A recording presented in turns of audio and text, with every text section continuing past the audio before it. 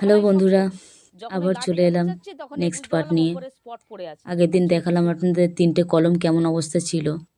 আজকে আবার চলে আসলাম নেক্সট কলমগুলোর কি পরিস্থিতি সেগুলো দেখার জন্য। এই দেখুন কি পরিস্থিতি হয়ে গেছে, সাথে বাবাও এসছে। দেখুন প্রত্যেকটা কাজ এমন পরিস্থিতি করে ফেলেছে বলার মতো না।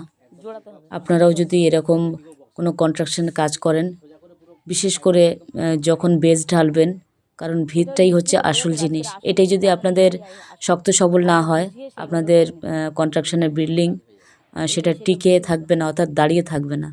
আপনারা খুবই নির্বাচন করে বিবেচনা করে আপনারা কাজ করবেন। আপনাদের হয়তো কোনোদিন দেখা হয়নি যে সিমেন্ট কখনো ঢালাইয়ের পরে জলে ভাসে। আজকে আপনাদেরকে চাক্ষুষ প্রমাণ সহ দেখিয়ে দিলাম কি পরিস্থিতির শিকার হয়েছে। আপনারা বুঝতেই পারছেন, এত টাকার জিনিসপত্র, আর যেহেতু এখন বালির দাম প্রচুর পরিমাণে বেড়ে গেছে, সেই কষ্টটা আরও বেশি লাগছে যে এতটা মাল আমার নষ্ট হয়ে গেল। দেখুন প্রত্যেকটা ব্যাচের হাল এরকম।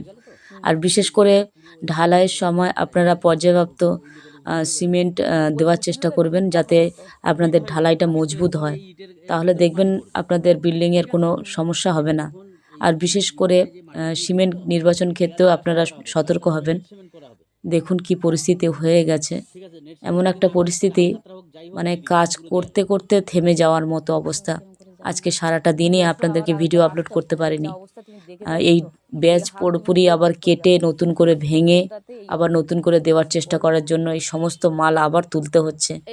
আজকে ড্রিল মেশিন এনে সেই সব ব্যাচ আবার নতুন করে তুললাম। সারাদিন অ্যাক্টিভ থাকতে পারিনি ফেসবুকে। বুঝতেই পারছেন কতটা পরিস্থিতির চাপের শিকার হয়ে আছি আমি। যতক্ষণ না এটা কমপ্লিট করতে পারছি ততক্ষণ মানে খাওয়া ঘুম নেই এক প্রকার বললেই চলে। কতটা পরিমাণে শারীরিক দিক থেকেও মানে অস্বস্তি লাগছে। সারাদিন কাজকর্ম এখানটায়, তার উপরে এই না হওয়া কাজ হয়ে পড়ে আছে।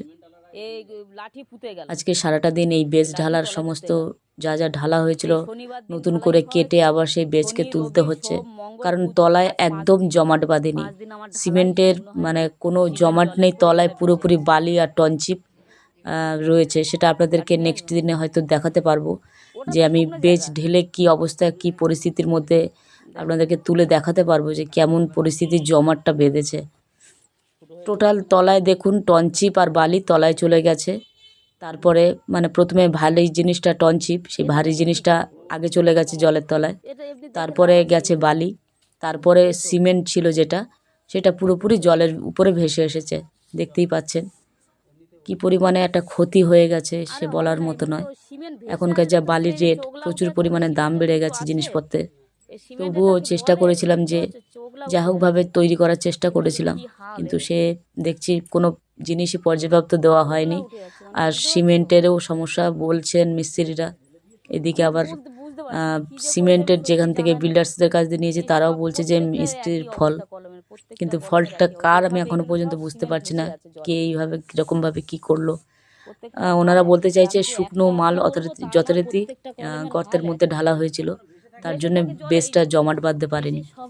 বুঝতেই পারছেন কতটা পরিস্থিতি। এমন একটা সমস্যার মধ্যে পড়ে গেছি, এই বেস ঢালতে গেলে আমাকে আবার ডবল করে খরচ করে লোক লেবার দিয়ে আবার আমাকে এটাকে তুলতে হবে, পরিষ্কার করতে হবে।